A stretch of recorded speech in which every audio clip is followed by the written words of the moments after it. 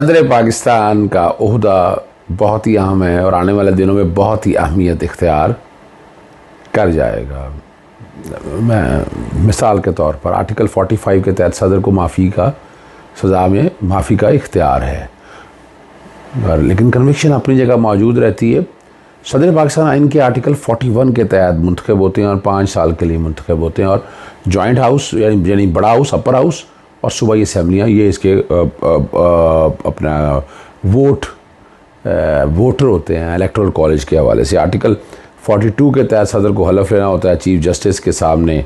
Article 43 के तहत जो सदर के ओहदे की जो लवाजमत है कि वो कोई और ओहदा नहीं एंजॉय करेंगे। और आर्टिकल 44 बड़ा ही अहम है कि सदर पाकिस्तान उस वक्त तक ओहदे पे कायम रहते हैं जब तक नया सदर आ नहीं जाता। और नए सदर के लिए आपको पता है अब जब इलेक्शन कराने हैं तो इलेक्शन होंगे तो नेशनल असम्बली में मेंबर्स आएंगे, सूबाई असम्बलियों में आएंगे, ये फिर सदर पाकिस्तान को मुंतखब करेंगे।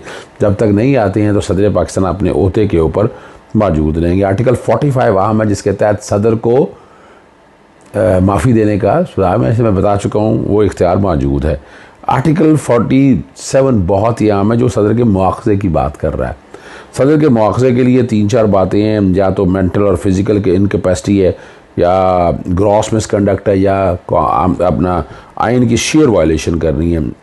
1/2 जो मेंबरशिप है किसी भी हाउस की वो तहरीक पेश करती है। इन चीज़ों को सामने रखते हुए अगर सेनेट में है तो कौमी असम्बली आ जाएगी, स्पीकर फिर एक कमेटी बनाते हैं, कमेटी में फिर सुना जाता है, और उसके बाद अगर वो फैसला कर दें कि सदर को ओहदे से हटाना है, यानी वो कमेटी तय कर ले, तो फिर 2/3 अक्सरियत चाहिए इम्पीच करने के लिए सदर पाकिस्तान को। तो वो और आर्टिकल 45 में जो सदर का इख्तियार बहुत ही अहम है इलेक्शन की डेट देने के वाले से। आर्टिकल 48 सब आर्टिकल 5 पहले दिन से कह रहा हूँ कि इख्तियार ये सदर पाकिस्तान के पास है, कौमी असम्बली के इलेक्शन की इस तरह गवर्नर्स के पास मौजूद है। तो ये वो मामला था जो सदर के, और सदर का ओहदा खाली किसी जगह पर पोस्ट ऑफिस अपनी जगह है, लेकिन आइनी तौर पर सदर के पास बहुत सी अहम जिम्मेदारी हैं। इसलिए सदर पाकिस्तान का इस ओहदे पर रहना बहुत ही अहमियत का हामिल है।